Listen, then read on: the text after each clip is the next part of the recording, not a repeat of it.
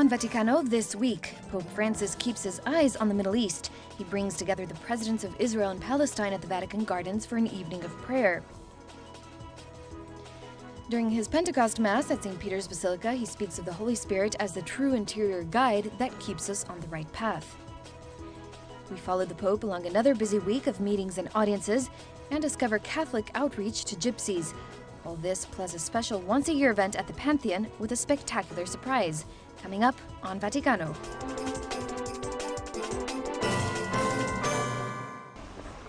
Palestine and Israel. For more than 60 years, they've been in conflict. Last month, Pope Francis witnessed the ongoing divisions personally. In Latin, pontifex means bridge builder. And that's what Pope Francis has aimed to be, by inviting leaders of both states to his home to ask for divine assistance. Più di una volta siamo stati vicini alla pace. More than once, we have been on the verge of peace. But the evil one, employing a variety of means, has succeeded in blocking it. That is why we are here, because we know and we believe that we need the help of God.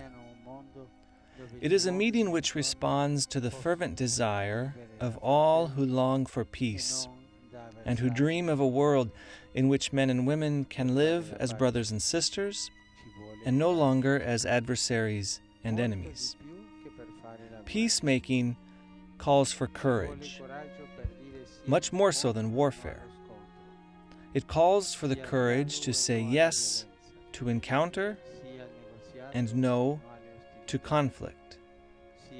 Yes to dialogue and no to violence.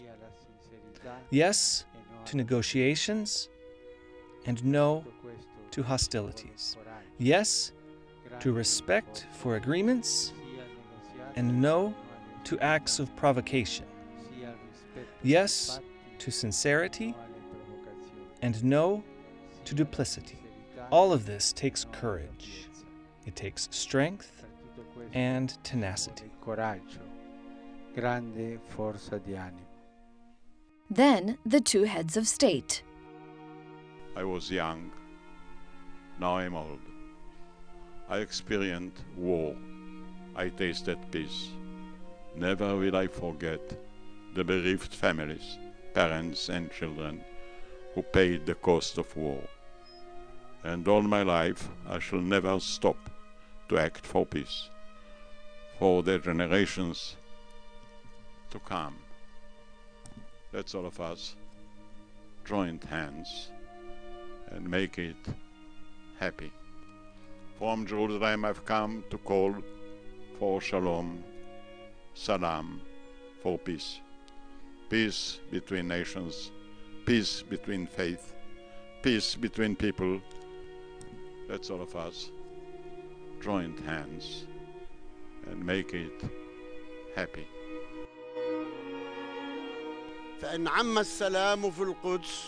If peace is realized in Jerusalem, peace will be witness in the whole world. Simultaneously in our prayer today, we repeatedly call after those who advocate for peace. Blessed are the peacemakers, and call for the peace of Jerusalem as stated in the Holy Scriptures. We want peace for us and for our neighbors. We seek prosperity and peace of mind for ourselves and for others alike. O Lord, answer our prayers and make successful our endeavors. For you are most just, most merciful, Lord of the worlds. There was serenity, a tranquility to the encounter, an event commemorated with a lasting sign. A symbolic gesture of a strong desire for peace on behalf of all. And from such a simple gesture, a new beginning.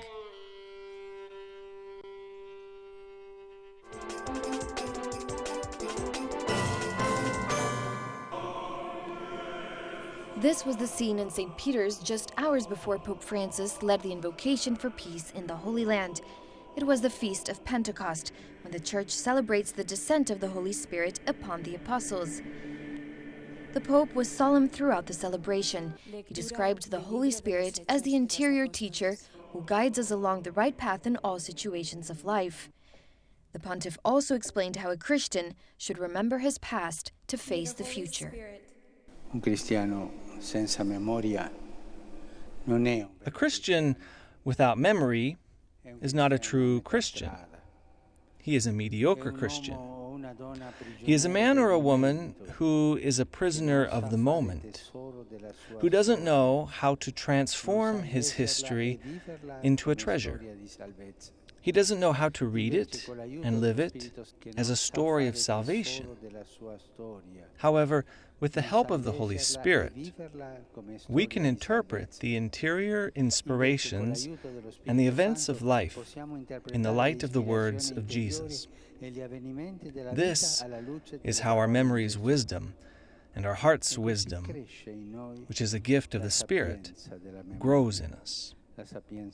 May the Holy Spirit revive in us all the Christian memory. Che lo Spirito Santo ravvivi in tutti noi la memoria cristiana. Right after Mass, he prayed the weekly Regina Coeli from the window of the Apostolic Palace. There he spoke briefly of the apostolic nature of the Church. Un elemento fondamentale della Pentecoste è la sorpresa. Surprise is a fundamental element of Pentecost. Our God is the God of surprises. We know that. Nobody expected anything more from the disciples. After the death of Jesus, they were an insignificant group, defeated orphans of their master. But instead, there is an unexpected event that arouses wonder.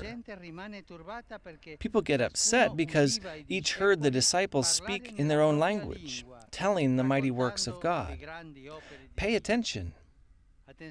If the church is alive, it should always surprise. The living church surprises. A church that does not have the ability to surprise is a weak church. It is sick, dying, and needs to be hospitalized in the intensive care unit as soon as possible. Deve essere ricoverata nel reparto di rianimazione. Quan presto quello, eh? With the celebrations, Pope Francis concluded the Easter season.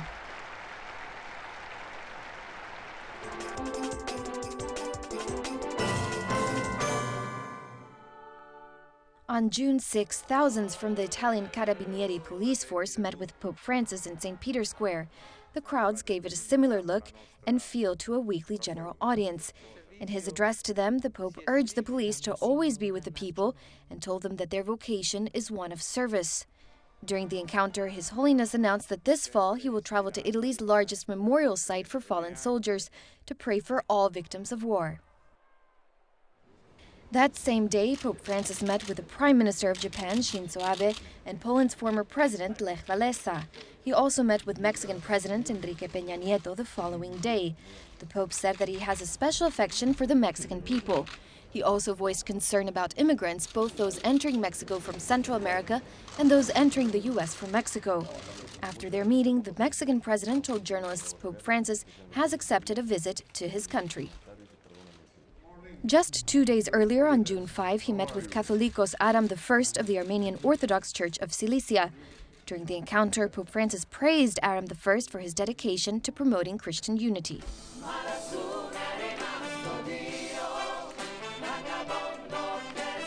For its 70th anniversary, an Italian sports association turned St. Peter's Square and the street leading up to it into a giant playing field. The Centro Sportivo Italiano, a non-profit organization that promotes sports for education and growth with a Christian perspective, met with Pope Francis on June 7. Before Pope Francis appeared, hundreds of children ran relays, played basketball, and performed karate to celebrate sports. When he arrived to the square, they all welcomed him as their captain.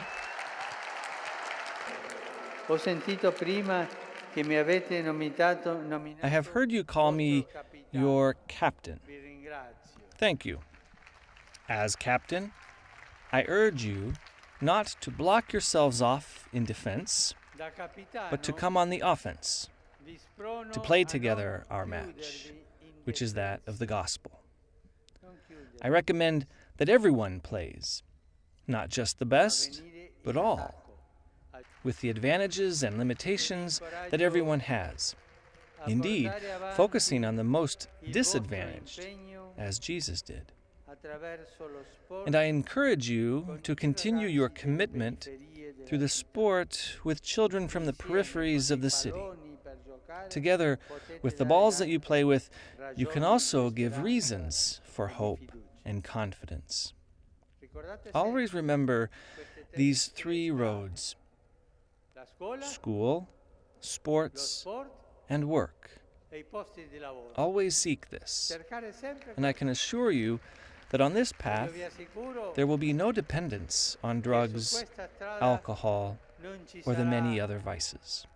L'addizione alla droga, all'alcol e a tanti altri vizi.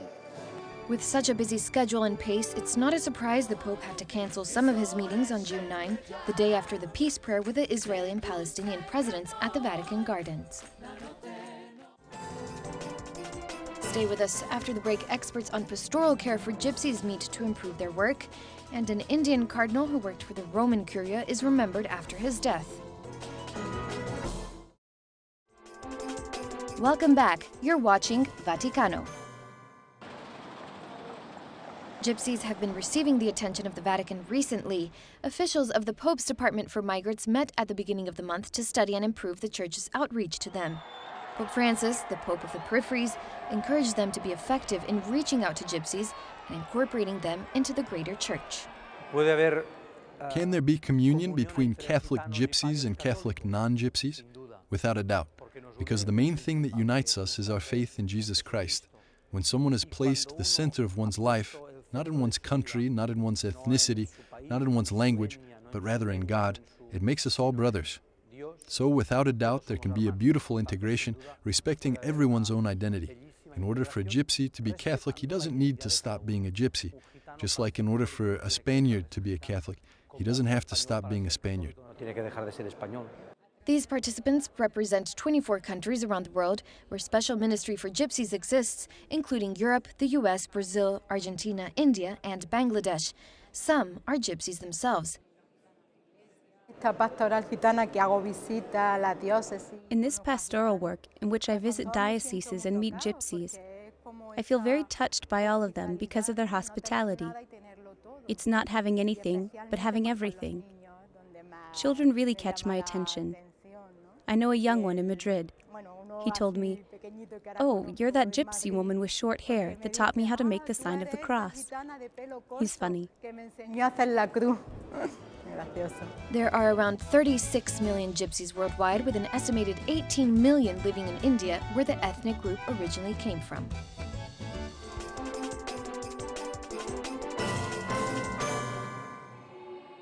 An Indian cardinal who had worked for the Roman Curia passed away on June 2nd, aged 90. The funeral mass of Cardinal Simon Lourdusamy took place in St. Peter's Basilica 3 days later. Pope Francis gave the rite of the final commendation and farewell. This Indian priest, working in the Vatican's Culture Council, knew the cardinal quite well. He had that brilliant memory. Great organizer. He transformed the Propaganda Fide as the joint secretary there. Great love for the missions. He was the one who started a pension scheme for priests and for bishops in the mission countries. And he was simply burning with love for God and for the missions. I think you can describe him that way at the end of the day. Prefect Emeritus of the Congregation for Eastern Churches, Cardinal Lourdusamy spoke 11 languages. He played a significant role in implementing Second Vatican Council reforms in India, but his last years were difficult ones. He accepted everything as a suffering from God. And whenever I used to do something for him, or rather when he used to do something for me, he used to say, "You have to pay me, you have to pay me." And I used to ask him, "How much money do you want, Eminence?" And he used to say, "No, you have to say 50 Hail Marys for me." So that was his connection. He connected suffering to prayer, he connected prayer to relationships, and his final relationships with people were based on prayer. You pray for me, I pray for you. So it was that type of an attitude to life and suffering. I think the church in the world, but especially the church in India, has lost a great soul, a great pillar. But as we Christians believe he is with God, and I'm sure he will send blessings personally on me and personally on the church in India. I'm sure of that. Another important thing that I'd like to say is I'd like to commend and praise the work the sisters who were with him did for him. The 3 sisters who worked round the clock like mothers, like sisters, took care of him in every small detail, and I think they will miss him more than anybody else.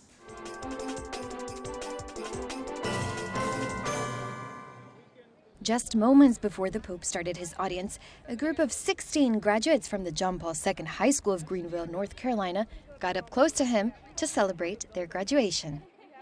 I think it was actually the students' idea. They wanted to come to Rome, and they've been planning this for a number of years now. So this is really kind of the culmination of their education and the culmination of their senior year. It was so amazing. I did not think we would get to see him so close. I thought we were just going to have to wait for hours and see him from a distance, but we got within 10 feet of him. It was so cool.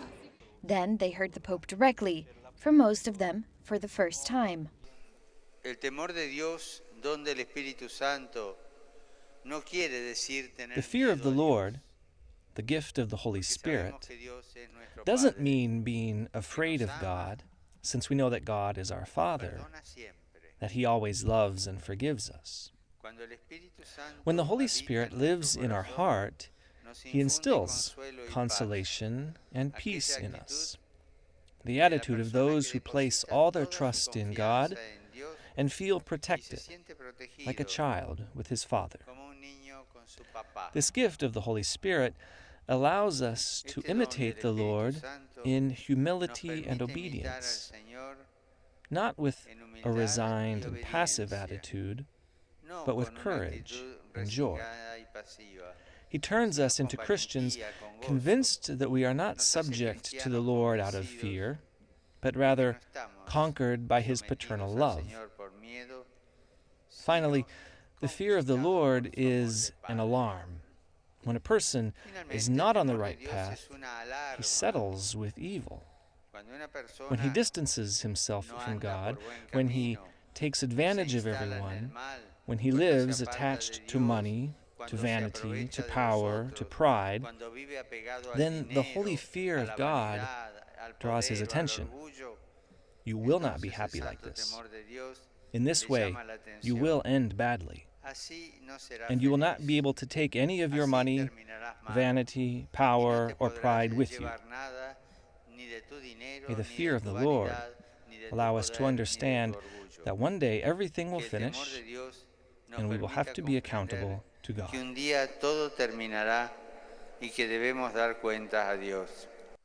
Pope Francis also made an appeal to stop exploitation of child labor. The World Day Against the Exploitation of Child Labor will be celebrated tomorrow, June 12th. Tens of millions of children are forced to work in degrading conditions, exposed to forms of slavery and exploitation, as well as to abuse, ill treatment, and discrimination. I sincerely hope that the international community can extend social protection of minors to eradicate this scourge.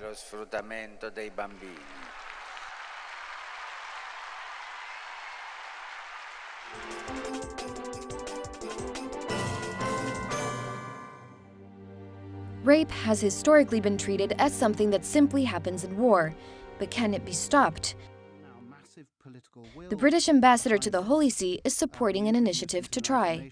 The ultimate hope, we say it's time to act on sexual violence and conflict, is that that political will be turned into specific action, and we won't see, of course we don't want to see conflicts breaking out anywhere, but when, as inevitably will, the next conflict breaks out, this particular weapon in the cruel armory of man will not be used, because the perpetrators, potential perpetrators, know they can't get away with it, and the societies know how to respond and how to prevent it happening. So the aim is never again. The British government and the UN combined forces to host an event in London last week to raise awareness to the scourge. 1,200 delegates and 150 governments were represented. They're hoping to bring this issue to the attention of the world. This is the thing, I mean, it's something I've only been learning recently, but it's a massive, massive problem. It's something that we see applied on a systematic and huge scale nowadays in almost any conflict. If you find yourself in Syria, if you're in Bosnia, if you're in Democratic Republic of Congo, in Rwanda, in South Sudan at the moment, sexual violence is a weapon of war. Just to give a sense, documented cases in the Democratic Republic of Congo during the wars there have gone beyond 200,000 people. Now, we know there are many, many more cases not documented, but even just the documented cases, this is 200,000 women whose lives have been destroyed, their villages traumatized, their families wrecked. And in situations like these, the weakest are the ones that pay the highest price. Children have been born from this crime who need to be looked after. It's something that we're seeing more and more of. And what is worse is that the perpetrators, very, very few, have ever faced justice. We're determined to see that reversed, that the perpetrators know if they try that they will face justice. And that man with a gun who stands there and orders such a crime knows that they're going to find themselves in court one day. Because we can't allow this massive scale of crime to continue. We want to stop it dead. Stay with us after the break. Pope Francis blesses a peace torch, and a beautiful surprise for Pentecost will take you aback in one of the oldest buildings in the world. Welcome back. You're watching Vaticano. These athletes stopped through Rome for a papal blessing before completing a 20-mile pilgrimage from the Italian city of Macerata to the Marian Shrine of Loreto. Pope Francis blessed their peace torch during the June 4 general audience. This was their reaction. This is very important because the Pope lights the torch. So it's like carrying the Pope's message to Macerata and to Loreto. So it's something very beautiful and very important. For me, it's a huge emotion today because they asked me to ask the Pope to bless our pilgrimage from Macerata to Loreto. When they first asked me, I was moved, but I immediately said yes, because it's an irrepeatable occasion that I will never have again in my life. The pilgrimage, organized each year by the Catholic movement Communion and Liberation, takes all night. Each year it's a unique emotion. This is the 4th year I'm doing the torch, and this year will also be the first time I'm doing the pilgrimage. So this year there will also be the emotions of the pilgrimage, walking during the night, so it will be a unique emotion for so many kilometers. While we run, we also pray. We sing church songs. We stop and eat together because it's beautiful to be together, to eat the same food, which isn't all that great, but people host us in different parishes. And it's a pleasure for us because it's a very nice thing, isn't it?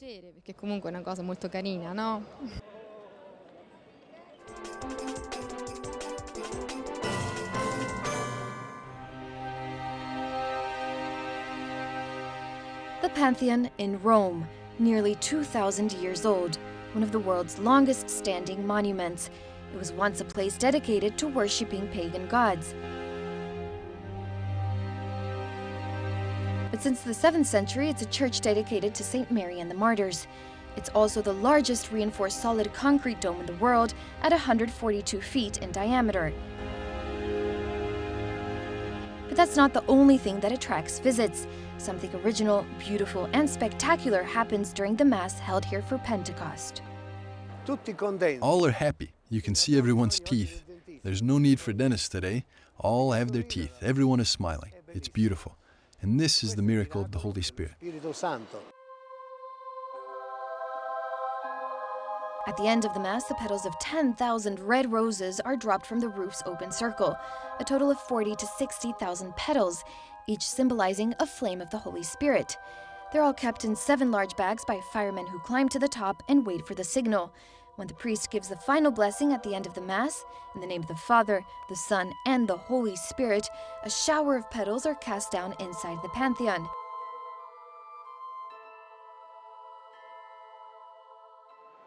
It was this priest who revived the tradition back in the 1990s.